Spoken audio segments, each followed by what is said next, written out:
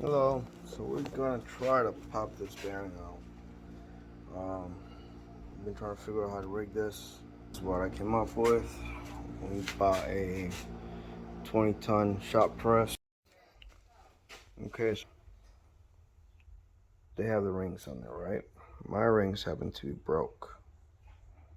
There it goes. So what I did,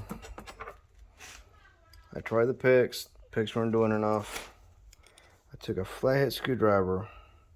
I made a notch to it. And that way, when it was in there, I was able to pop in, prop it out, take another flathead behind it, and we're able to take this out.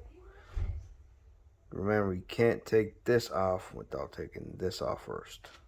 Now we're gonna actually try to take it out. Bearing going in.